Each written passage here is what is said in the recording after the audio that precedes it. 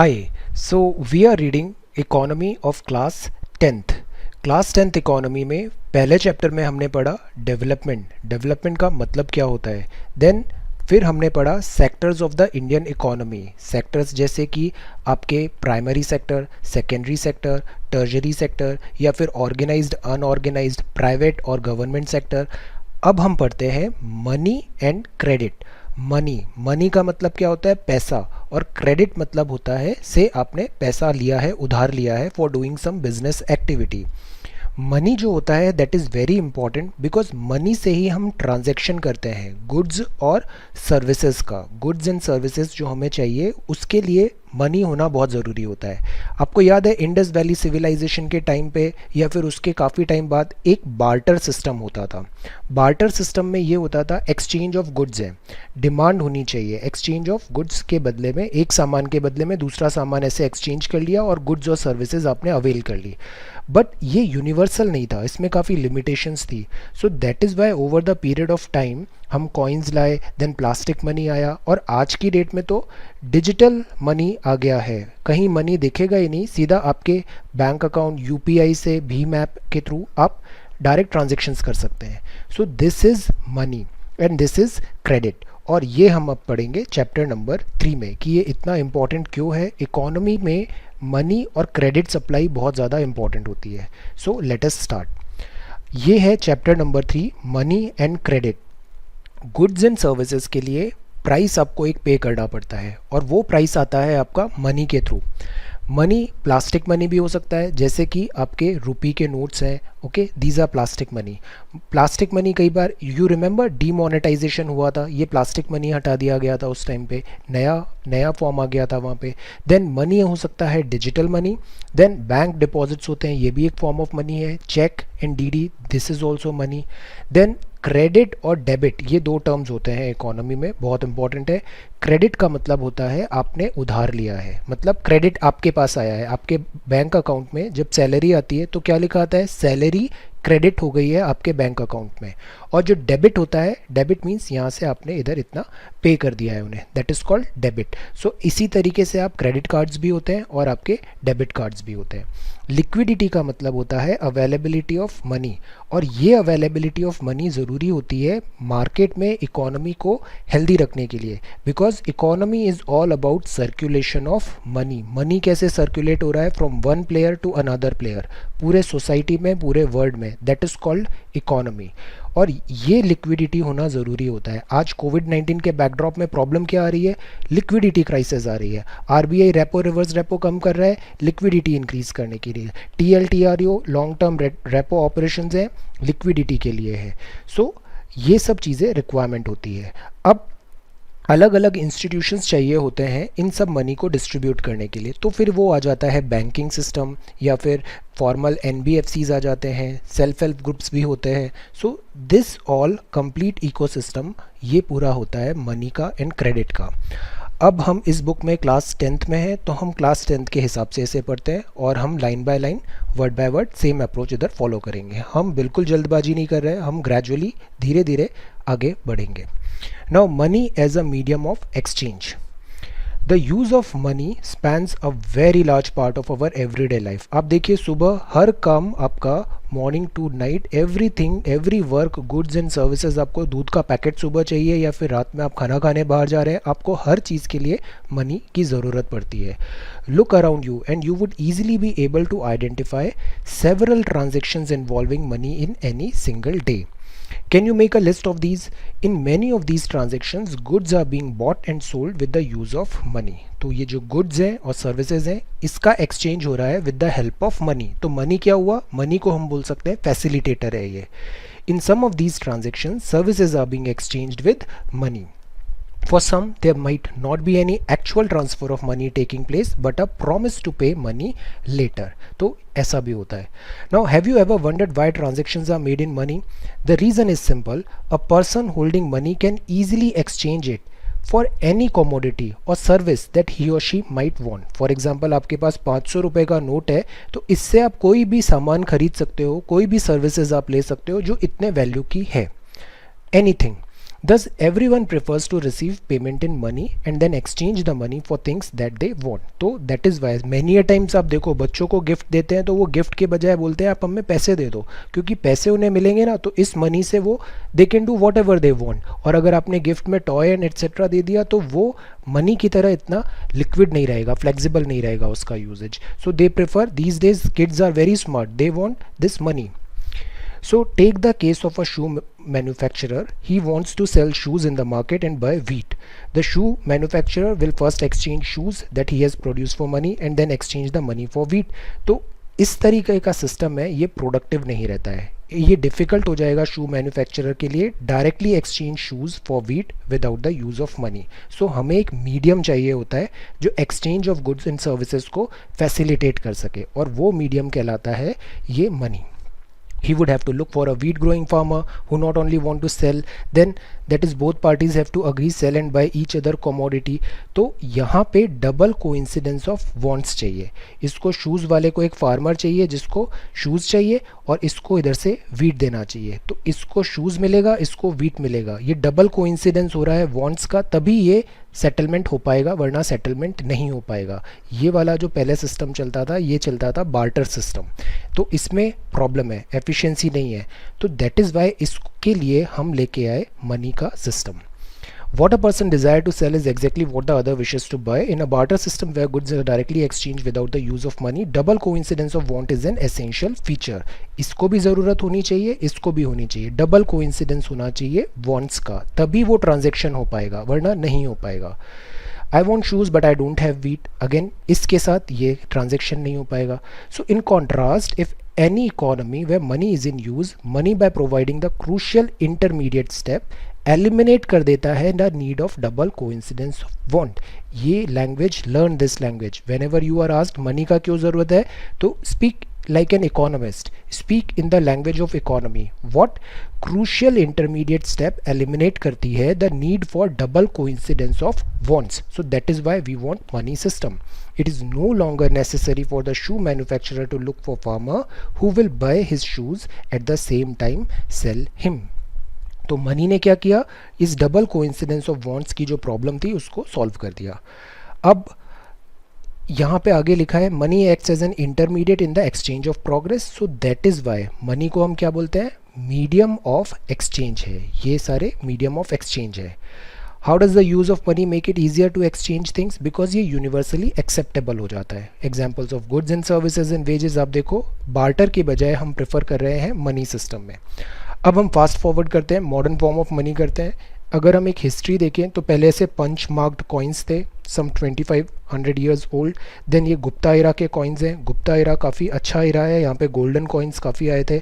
Then ये Tughlaq coin थे. तुगलक जो था ये भी काफ़ी विजनरी था, but sometimes ahead of time था, फीजिबल नहीं थी, प्रैक्टिकलिटी नहीं होती थी. अदरवाइज अहेड ऑफ टाइम था तुगलक किंग. इसकी पॉलिसीज़ हम बाद में मेडिवल देखेंगे तो हम पढ़ेंगे. देन ये गोल्ड मोहर फ्रॉम अकबर्स रीन, और फिर ये आया हमारा मॉडर्न कॉइन. तो इस तरीके से हमारा करेंसी, मॉडर्न करेंसी आई है. So we have seen that money is something that can act as a medium of exchange in transaction. So before the introduction of coin, a variety of objects was used as a money. For example, पुराने time पे हम grains या kettles को as a money देखते थे. Even हम जब class 9th का हिस्ट्री देख रहे थे तो वहाँ पे जो काफ़ी सारे नोमैड्स हैं, मसाई एंड ऑल हैं in Africa, they do not, sometime they use this grains and cattle as a form of money. Thereafter came the use of metallic coin जैसे gold, silver, copper and coin. तो a phase which continued well into the last century. अब बात करते हैं currency की. So modern form of money include currency जैसे paper notes और coin. Unlike the things that were used as money earlier, modern currency is not made of precious metals such as gold. ऐसा नहीं है. Modern currency जो होती है वो gold या ऐसे किसी प्रीशियस मेटल से नहीं बनती है, बट अगेन इनकी इम्पोर्टेंस होती है बिकॉज ये sign by this governor of India होता है, ये लीगल टेंडर्स होते हैं. Silver and copper, unlike grain and cattle, they are neither of everyday use. जैसे आप ये नोट है ना, ये तो सिंपल पेपर से बना हुआ है, ऐसा कुछ एक्सपेंसिव चीज़ नहीं है. इसको एक्सपेंसिव क्या बनाती है, इसमें जो गवर्नर का साइन रहता है, that makes it expensive. So then why it is accepted as a medium of exchange? It is accepted as a medium of exchange because currency authorised है by the government of the country. Dollar इतना strong क्यों है? Because उसको USA की जो government है उसका banking मिला हुआ है। रुपी जो हमारा होता है इसमें आप देखोगे आरबीआई का यहाँ पे बैकिंग रहता है, तो ये authorised bye the government of the country. तो रुपी नहीं, रुपी का नोट नहीं, उसको जो बैक कर रहा है उसकी स्ट्रेंथ से हम उसको डिटरमाइन करते हैं कि वो करेंसी कितनी स्ट्रॉन्ग है। इंडिया में जो रिजर्व बैंक ऑफ इंडिया है करेंसी नोट्स बनाती है on behalf of the central government. As per Indian law, no other individual or organization is allowed to issue currency. Moreover, the law legalize करती है the use of rupee as a medium of payment that cannot be refused in settling transaction in India. ये बहुत बड़ी line है, मतलब आप 500 रुपये का नोट दे रहे हो, 500 रुपी नोट ट्रांजेक्शन सेटल करने के लिए आपको ये कोई मना नहीं कर सकता है एक्सेप्ट करने से। No individual in India can legally refuse a payment made in rupee. तो that is why rupee is widely accepted as a medium of exchange. Okay, now अब बात करते हैं डिपॉजिट्स की। So the other form in which people hold money is deposit with bank. हम bank में पैसे जमा कराते हैं ना, that is deposit with bank. At a point of time, people need only some currency for their day-to-day needs. For instance, workers who receive their salary at the end of each month, अगर extra cash है eight the beginning of the month तो वो क्या करेंगे, सीधा bank में जाके उसे डिपॉजिट कर देंगे। हम बैंक में सेविंग अकाउंट्स बनाते हैं, फिक्स डिपॉजिट्स बनाते हैं। What do people do with this extra cash? ये डिपॉजिट करते हैं बैंक में by opening a bank account in their name. Bank accept करता है deposit and pay an amount as interest on the deposit. आप bank में जमा करते हैं तो आपको इंटरेस्ट रेट मिलता है ना, जैसे अभी 3 कम हो गई है interest rate, 3.5% and all. So in this way people's money is safe with the bank and it earns an amount as interest. तो ये काफ़ी फ़ायदा भी हो गया। If you are depositing your money in bank account then आपको उसकी security का टेंशन नहीं है और आपको उस पर इंटरेस्ट मतलब अर्निंग भी मिल रही है। So people also have the provision to withdraw the money as and when then require. हम इससे मनी विड्रॉ भी कर सकते हैं। Deposit in the bank account can be withdrawn on demand. तो दैट इज़ वाई इसको हम क्या बोलेंगे, डिमांड डिपॉजिट्स बोलेंगे।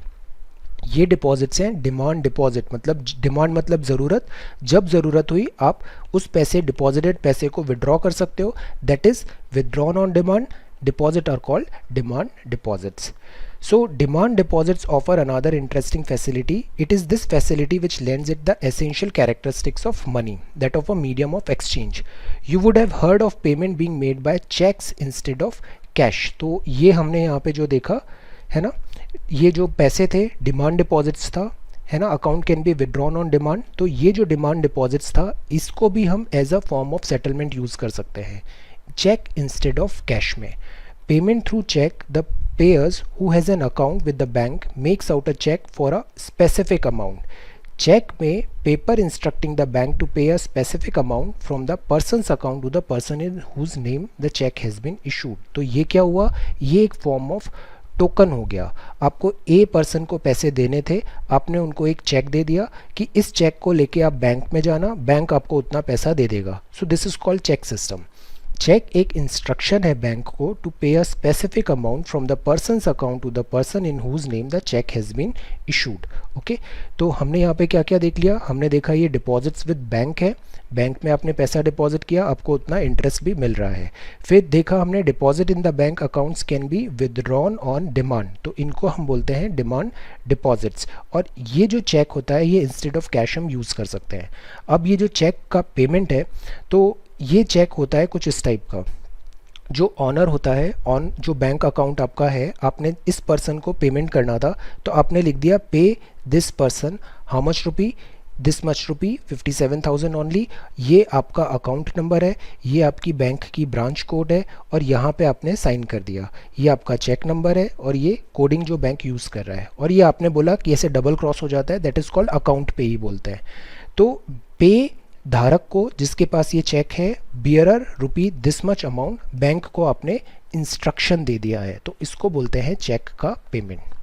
Now we see demand deposit share the essential feature of money. Demand deposit directly settle payment हो सकता है without the use of cash. तो हर चीज़ जो यूज़ हो रही है that is using for settlement of payment, settlement of payment के लिए हो रही है. Since demand deposit are accepted widely as a mean of payment along with currency, they constitute money in the modern economy. तो ये जो demand deposits हैं इनको भी हम मनी फॉर्म में करेंगे. मनी के भी बहुत सारे फॉर्म्स होते हैं, मनी मल्टीप्लायर्स होता है. Okay, then we'll read it further in higher classes. You must remember the role that banks play here, but no demand deposit and no payment by check against these deposits. The modern form of currency and deposits are closely linked to the working of this modern banking system. तो ये पूरा जो है ना, deposits भी हो रहे हैं, देन विड्रॉल भी हो रहा है, ये पूरा जो सिस्टम है, इकोसिस्टम है, ये मॉडर्न बैंकिंग सिस्टम है. ये देखिए cheque cards, master cards and all, ये हम बाद में देखेंगे. रुपे कार्ड क्या है. So this is cheque to withdraw money, 20,000 in cash for making payment. How would he write a check to withdraw money? ऐसे हो जाएगा. Why are demand deposits considered as money? Because they have the power to settle the transaction just like money. तो ये तो था आपका money का. अब हम बात करते हैं लोन एक्टिविटी ऑफ बैंक. ये बैंक ऐसा कर क्यों रहे हैं कि एक जगह से पैसे ले रहे हैं और दूसरी जगह ये पैसे ट्रांसफ़र कर रहे हैं, लोन दे रहे हैं, एक डिपॉजिट्स ले रहे हैं, एक लोन ले रहे हैं. So let us take the story of the bank further. What do the bank do with the deposit which they accept from the public? There is an interesting mechanism. तो bank भी again क्या काम कर रहे हैं, as a facilitator की तरह काम करते हैं. Bank keeps only a small proportion of their deposit as cash with themselves. आपने क्या किया, आपके पास सरप्लस पैसा था, है ना, आपको 1000 रुपये तनख्वाह मिला, आपके पास 500 रुपये खर्चा हुआ, 500 रुपये एक्स्ट्रा हो गया, तो आपके पास सरप्लस फंड आया. आप ये 500 रुपये ले जाके बैंक को दे दोगे कि आप मेरा पैसा सुरक्षित रखो मेरे अकाउंट में. तो बैंक बोलेगा yes I will do that, but I will also give you 4% of interest on this 500 रुपी. तो आपने जो 500 रुपये मुझे दिया, बैंक बोलेगा मैं उस पर आपको 4% इंटरेस्ट भी दूंगा. तो आप काफ़ी खुश हो जाते हो कि मेरा पैसा भी सेफ़ है और मुझे उस पर इंटरेस्ट भी मिल रहा है. बट बैंक ऐसा क्यों कर रहा है? बैंक का तो कहीं ना कहीं प्रॉफिट भी होना चाहिए ना, वरना वो क्यों इतनी सर्विस अपनी फ्री में प्रोवाइड कराएगा. बैंक क्या करता है, आपसे ये जो 500 रुपये लिए, इस 500 रुपये में से कुछ 100 रुपये रखेगा वो लिक्विड फॉर्म में, बट जो 400 रुपये होगा ना, वो किसी ज़रूरतमंद को, बोरोवर को दे देगा. और किस रेट पे देगा, से 7% पे देगा. तो 7% पे उसने आगे लोन दे दिया और आपको तो केवल 4% ही दिया था. तो बचा डिफरेंस कितना हुआ, 3%. ये जो 3% होता है ये बैंक अपने पास रखेगा और ये बैंक का प्रॉफिट हो गया. पूरा जो बैंक है ना, वो लेमन लैंग्वेज में बैंक ऐसे ही सिंपल टर्म्स में ऐसे वर्क करता है. यहाँ कम रेट पे देता है आपको, और जो लोन लिया है उनको हायर रेट पे देता है, और इन दोनों का जो डिफरेंस होता है वो बैंक का प्रॉफिट हो जाता है. प्रॉब्लम तब आती है जब ये लोग उनको पैसे वापस नहीं दे पाते, तो ये बन जाता है नॉन परफॉर्मिंग एसेट्स. फिर बैंक फेल होने लग जाता है, तो फिर आपको डर लगता है कि मेरा पैसा क्या होगा. फिर ये एक अलग ही साइकिल है. ये इस तरीके से बैंक जो कोलैप्स एंड फेल होते हैं वो ऐसे होते हैं. देन फिर इसमें इंश्योरेंस आ जाता है. डिस डायरेक्टेड क्रेडिट जो है 5 लाख हो गया है जिसका limit. All this all will read in further classes. So there is an interesting mechanism at work here. Bank keeps only a small proportion of their deposit as cash with themselves. Then 15% of their deposit as cash लिया है उन्होंने, that is kept as provision to pay the depositor who might come to withdraw money from the bank on any given day. तो 100 रुपये में से केवल 15 रुपये इन्होंने अपने पास कैश की फॉर्म में रखा, और 85% जो रुपये है वो ये आगे पास ऑन कर देंगे बोरोवर को. Then depositor who might come to withdraw money from this particular day, only some of the many depositor come to withdraw cash. The bank is able to manage with this cash. तो that is why अभी जैसे yes bank का crisis हुआ था, वहाँ पे क्या bank से अगर सब लोग पैसे निकालने लग जाए तो बैंक क्या करती है, इधर स्टॉप कर देती है विड्रॉवल को फॉर सम टाइम. तो this is what written over here. Bank use the major portion of the deposits to extend loan. तो देखा 85%, अब ये लोन की तरह आगे भेज देंगे. Huge demand for loan for various economic activity होती है. We shall read more about this in following section. Bank make use of deposit to meet the loan requirement of the people. और इस तरीके से बैंक मीडिएट करते हैं between those who have surplus fund and those who are in need of these fund. तो एक तरफ आपके डिपॉजिटर्स हैं और एक तरफ आपके बोरोवर्स हैं. बैंक चार्ज करते हैं higher interest rate on loans than what they offer on deposit. देखा इधर इंटरेस्ट जो है, जिन्होंने पैसा लिया है उनसे ज़्यादा इंटरेस्ट ले रहे हैं और आपको ये कम पैसे दे रहे हैं, और जो डिफरेंस है that is the main source of income. So this is how हमारे यहाँ बैंक वर्क करते हैं. ये काफ़ी ब्यूटीफुली दिखाया है. पीपल डिपॉजिट किए, people make withdrawal and get interest. ये इन्होंने आगे पास ऑन किया बोरोवर्स को, और ये डिपॉजिटर्स हैं, और बीच में बैंक ऐसे फैसिलिटेटर है. अब दो टाइप की क्रेडिट सिचुएशन आ सकती है। क्रेडिट मतलब आपको पैसे की ज़रूरत पड़ी है, आपने बैंक से पैसे लिए हैं। Large number of transaction in one day to day activity involve credit in some और अदर फॉर्म। क्रेडिट मतलब लोन होता है, रिफर टू एन अग्रीमेंट जिसमें जो लेंडर है सप्लाई करता है बोरोवर को विद मनी, गुड्स और services in return of the promise of future payment. Lender मतलब से बैंक है, बैंक ने आपको पैसे दिए बोरोवर को मनी, गुड्स और services in return for the promise of future payment, कि बाद में जब पैसे आएंगे तब आप मुझे दे देना, फॉर टाइम बिंग मैं आपको इतना पैसा दे रहा हूँ। तो अब इसको देखते हैं ये वर्क कैसे करता है।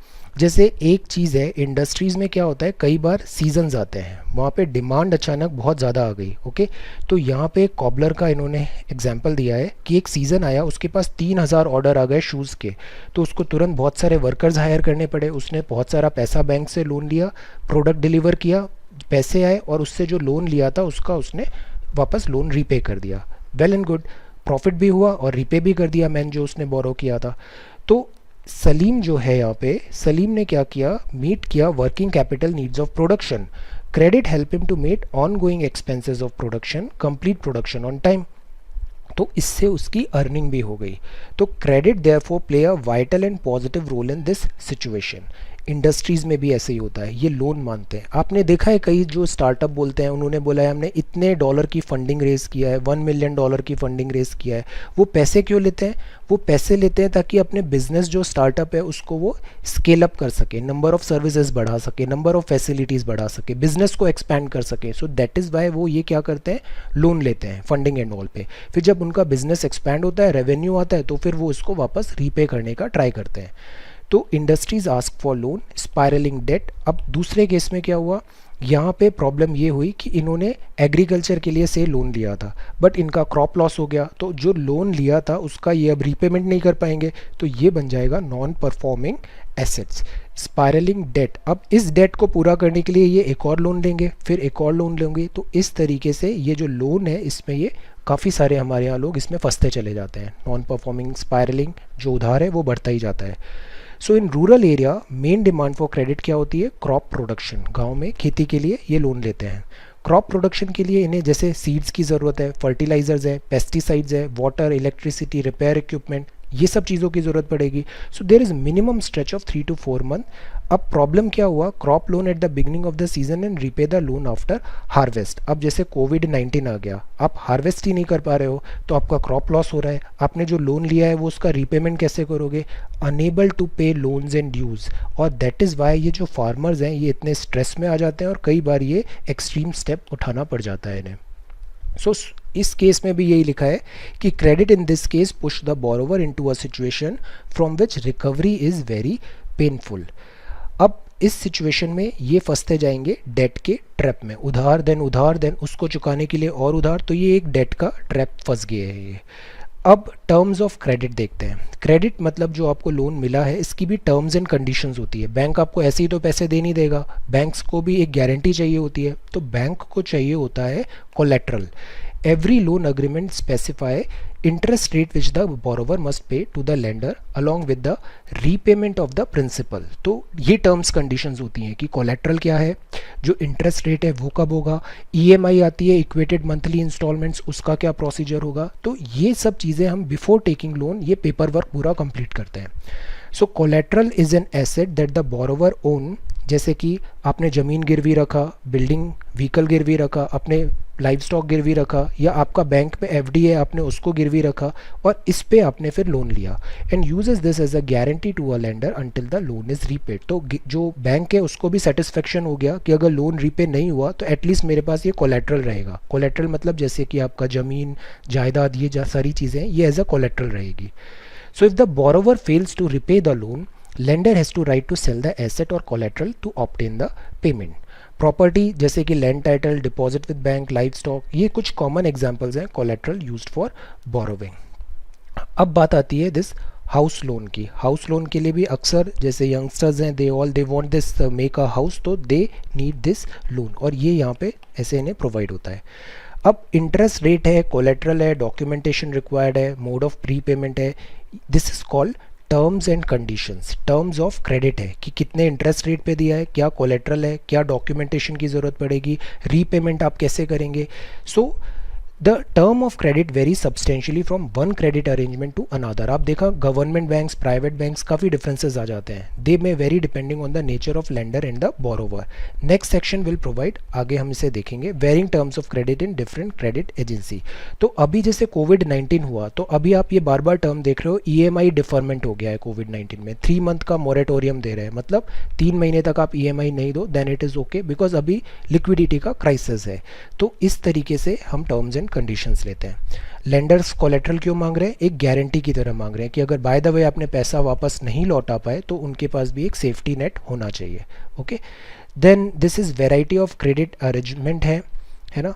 जैसे कि कई बार क्या होता है, आपको रिटर्न में, आप किसान है, किसान बोलता है कि मेरे पास इतनी फसल है, इसका कुछ परसेंटेज मैं आपको दे दूंगा as a credit, as a this interest मैं आपको क्रॉप शेयर कर दूंगा। या फिर ये एक तरीके का आपका, जैसे कोल्ड स्टोरेज में आपने अपनी फसल जमा करा रखी है तो वो उसकी जो रिसीट होती है वो भी आप एज अ कोलेट्रल यूज़ कर सकते हो, नया बैंक से लोन अक्वायर कर सकते हो। तो कोल्ड स्टोरेज रिसीट्स हैं ये। Then this is credit for the landless. ये वर्क की तरह करते हैं कि आप पैसे दे दो, हम 1 साल तक आप क्या खेत में काम करेंगे, सर्विस करेंगे।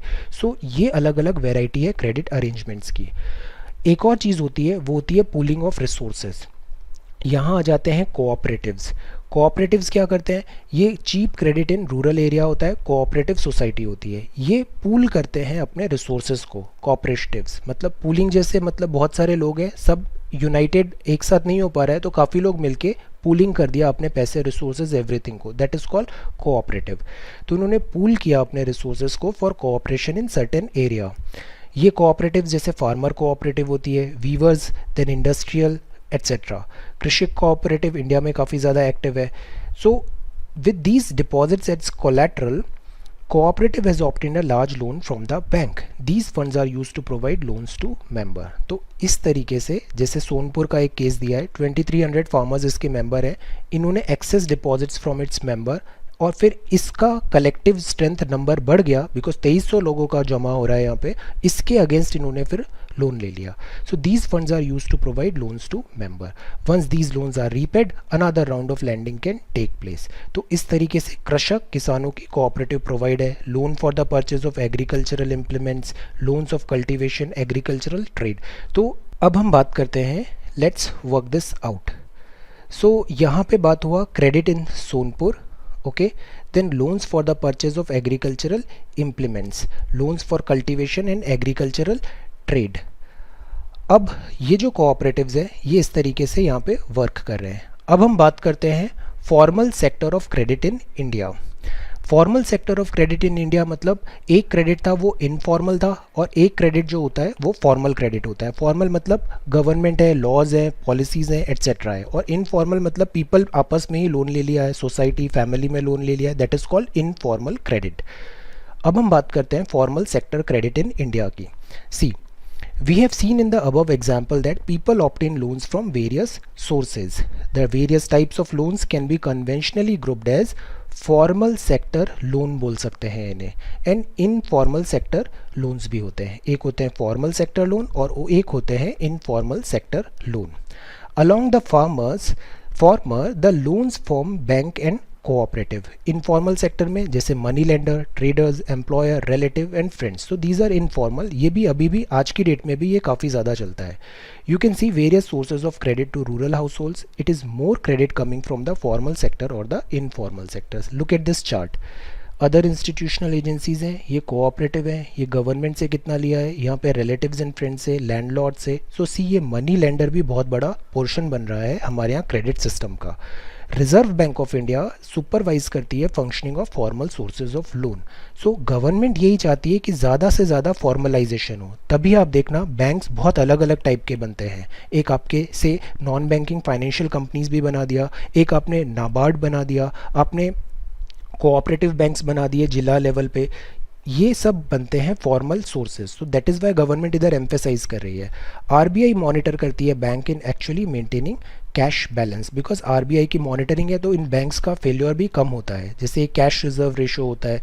Then RBI sees banks givens loans not just for profit making business and traders but also to small cultivator, small scale industries, to small borrower. Bank को फ़ायदा करना है तो बैंक तो ऐसा करेगा कि वो एक सेक्शन ऑफ सोसाइटी को ही लोन दे रहा है. स्मॉल फार्मर्स हैं, ट्रेडर्स हैं, उनको लोन नहीं देगा.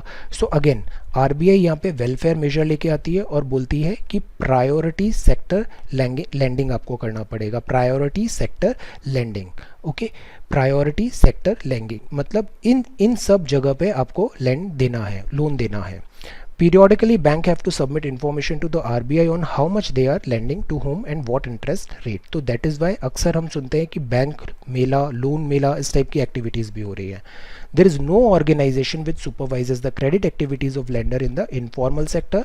They can lend at whatever interest rate they want. तो एक चीज़ अब ये भी आ गई है, एक बन जाती है बेस रेट. ये जब अपन बैंकिंग पढ़ेंगे तो हम ये सारे टर्म्स देखेंगे, CRR क्या होता है, SLR क्या होता है, बेस रेट्स एट्सेट्रा. तो अब बात करते हैं लोन रिकवरी की. See, compare to the formal lender, most of the informal lender है ये चार्ज करते हैं हायर इंटरेस्ट ऑन लोन. जो इनफॉर्मल है ना, ये ज़्यादा पैसा मांगते हैं. Cost to the borrower of formal loan is much higher. Now higher cost of borrowing means a large part of the earning of the borrower is use to repay the loan. अब आपने बहुत high rate पे ले लिया, 15-20% पे loan ले लिया, तो आपका लोन का ही पैसा इतना बढ़ जाएगा, इंटरेस्ट इतना बढ़ जाएगा कि आपके वो प्रिंसिपल से भी ज़्यादा हो जाएगा. इंटरेस्ट जो है वो प्रिंसिपल से भी इंटरेस्ट ज़्यादा हो जाता है, प्रिंसिपल से भी इंटरेस्ट ज़्यादा हो जाता है. सो that is again not a good thing. तो ये फिर अगेन ऐसे डेट ट्रैप बनता है. इंडिया में एक टाइम था जब ऐसा होता था, फिर प्रॉपर्टी का लॉस हो जाता था बिकॉज वो एज अ कोलेट्रल आपने डिपॉजिट की होती थी. तो गवर्नमेंट दैट इज़ वाई ये चाहती है कि हम cheap and affordable credit is crucial for the country's development. Government हमेशा ये कोशिश करेगी कि ईजीली अवेलेबिलिटी ऑफ क्रेडिट हो और वो सस्ता भी हो. यू वुड बी सरप्राइज्ड, हम फार्मर्स को इंटरेस्ट सबवेंशन भी देते हैं. इंटरेस्ट सबवेंशन का मतलब ये होता है कि इससे 8% पे लोन मिल रहा है तो 4% उसमें से सरकार वहन करेगी और केवल 4 ही किसान को देना पड़ेगा. देन लोन माफ़ी भी होती है हमारे यहाँ. Formal and informal credit, who gets what. तो इस क्रेडिट पे, इस पे हमने देखा ग्राफ 2 में, फॉर्मल और इनफॉर्मल क्रेडिट में loans taken by poor house holds in the urban area from informal sources. अक्सर शहर जो होते हैं, शहर में तो फिर भी फॉर्मलाइजेशन है, बट अगर गांव में देखेंगे तो 85% जो लोन है पुअर हाउस होल्ड्स में वो इनफॉर्मल सोर्सेज से लिया है उन्होंने. 10% of their loan are from informal sources in this rich urban households. Rich households हैं ये cheap credit formal lenders, whereas poor households होते हैं ये काफ़ी ज़्यादा सफ़र करते हैं because of this. Why? That is why हमारे यहाँ बैंक penetration कम है, बैंक्स ज़्यादा होने की ज़रूरत है. That is why government Jan Dhan Aadhaar Yojana लेके आई थी, ज़्यादा से ज़्यादा लोगों को ये फैसिलिटी मिले. नो फ्रिल्स अकाउंट खोले थे ताकि उनको बेसिक बैंकिंग की फैसिलिटी मिल सके. और आज कोविड-19 के बैकड्रॉप में ये अकाउंट्स काफ़ी काम आ रहे हैं बिकॉज हम क्या कर रहे हैं, इन्हें डायरेक्ट बेनिफिट ट्रांसफ़र से पैसे ट्रांसफ़र कर रहे हैं. देन एक ओवरड्राफ्ट फैसिलिटी होती है. इसका मतलब ये होता है आपके पैसे ज़ीरो हैं फिर भी बैंक से आपको से 5,000 रुपये तक कुछ ओवरड्राफ्ट फैसिलिटी दे देगा, ये बाद में जब आए तब आप चुका देना. तो इस तरीके की फैसिलिटी से हम क्रेडिट सप्लाई इंश्योर करते हैं. Then first formal sector still meets only about half of the total credit needs to the rural people. The remaining credit needs are met from this informal sources. Informal को कम करना है, भले वो employment हो, this banking हो, etc. और formalisation है, इस पे हम ज़्यादा एम्फेसाइज करें. जब अपन इकोनॉमिक सर्वे पढ़ेंगे will read it in detail. So this is again percentage है और यहाँ पे लिखा है it is necessary that bank and cooperative increase their lending particularly in the rural area so that the dependence on informal sources of credit reduces. ये जो rural area है यहाँ पे banking facility improve करनी है. Secondly, formal sector loans need to expand. It is also necessary that everyone receives these loans. हमारे यहाँ अक्सर होता है जो रिचर हाउस होल्ड होते हैं उनको ईजिली लोन मिल जाता है और जो गरीब होते हैं उनको काफ़ी दिक्कत आती है लोन लेने के लिए. देन अब बात आती है this self help group for the poor. See, informal जो सोर्सेज होते हैं हमारे यहाँ, then poor households are still dependent on informal sources. अब बैंकिंग फैसिलिटी एक साथ तो इम्प्रूव कर नहीं सकते हैं तो हम क्या लेके आए, सेल्फ हेल्प ग्रुप्स लेके आ गए. SHG. This is a very important section in this your if you are preparing for civil services, then ये काफ़ी important section होता है, ये self help groups and all syllabus में mention है. Banks are not present everywhere in rural India, so they are present. Getting a loan from bank is much more difficult than taking a loan from informal sources. So as we saw on this, इनको loan लेना काफ़ी difficult हो गया था. सो informal lender क्या करते हैं, know the borrower personally and hence are often willing to give a loan without collateral. Borrower can if necessary approach the money lender even without repaying their earlier loan. Keep no record transaction और some time harassment भी होता है poor borrower का.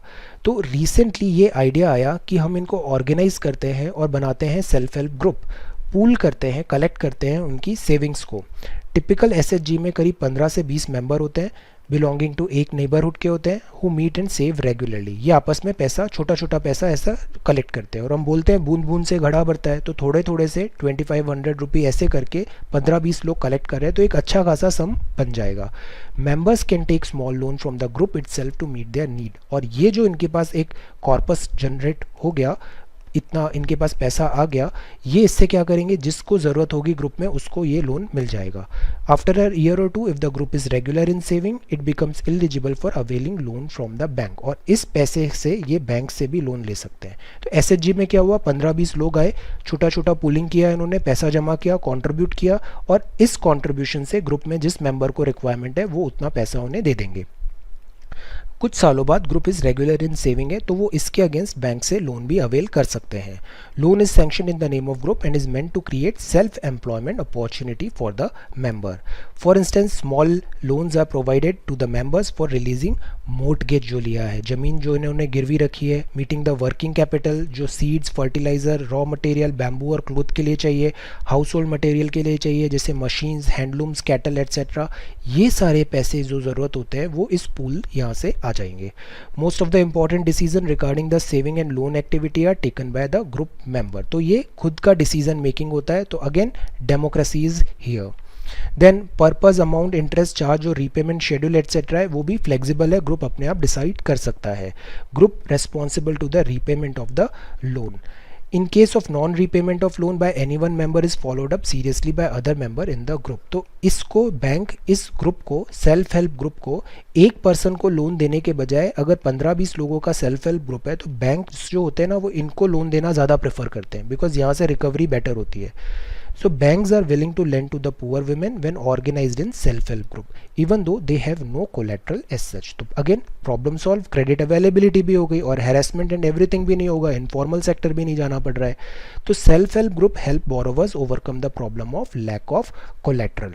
They can get timely loans for a variety of purposes and at a reasonable interest rate. Self-help group building block होते हैं organization of the rural poor के. ये help करते हैं women को to become financially self reliant.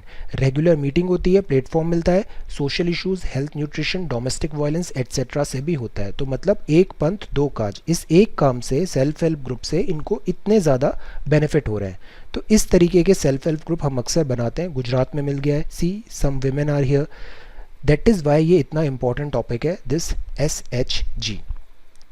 एक आता है ग्रामीण बैंक ऑफ बांग्लादेश. ये बहुत एक्सेलेंट एग्जांपल है. बांग्लादेश में ये बहुत अच्छा इन्होंने इनिशिएटिव लिया था और ये सक्सेस स्टोरी है. ग्रामीण बैंक है, इसमें ये क्या करते हैं, माइक्रो क्रेडिट्स देते हैं पुअर को, क्रेडिट रीजनेबल रेट में. 1970s में स्टार्ट हुआ था. ग्रामीण बैंक 2018 में 9 मिलियन मेंबर है और इतने सारे विलेजेस हैं. बोरोवर सब विमेन है या फिर पुअर सेक्शन ऑफ सोसाइटी है. Borrower prove that not only women reliable borrower है, they can start run a variety of small income generating activity. एक और चीज़ देखने के आई है कि ये जितना भी आप देखो, जितना भी ये डिफ़ॉल्ट हुआ है, NPA हुआ है, ये अक्सर ये बड़े बड़े लोग करते हैं. बड़े बड़े कॉरपोरेट्स होते हैं, बड़े बड़े मीडिया फर्म्स हैं या फिर बड़े बिजनेस हाउसेज हैं, दे डू डिफ़ॉल्ट. जबकि अगर एक साधारण सा आदमी है, साधारण सा ग्रुप है, इसने छोटा छोटा लोन लिया है 10,000, 5,000, 15, 20,000, ये अपना लोन पूरी ऑनेस्टी से उसको रिपे भी करते हैं. तो माइक्रो क्रेडिट में यहाँ हमने ये ऑब्जर्वेशन लिया है कि ये इनका रिपेमेंट बेटर है, तो इनको लोन देना ज़्यादा बेटर होता है.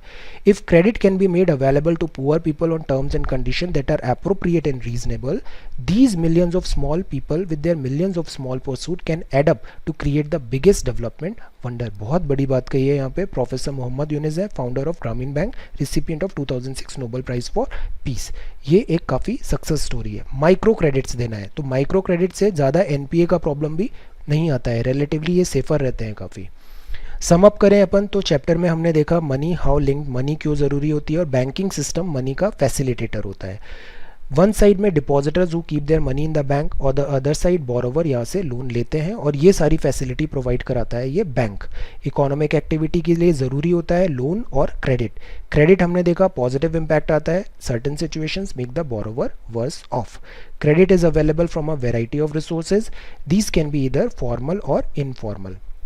टर्म्स ऑफ क्रेडिट भी सब्सटेंशियली वेरी करते हैं फॉर्मल और इनफॉर्मल में. टर्म्स एंड कंडीशन किस रेट पे है, कोलेट्रल क्या है, ईएमआई क्या है. At present it is the richer household जो ज़्यादा फॉर्मल सोर्स से लेते हैं. पुअर्स को अभी भी इनफॉर्मल सोर्सेज पे डिपेंड होना पड़ता है. Essentially total formal sector increase dependence on the more expensive, informal credit become less. तो हम फॉर्मल सेक्टर को एम्फेसाइज दे रहे हैं.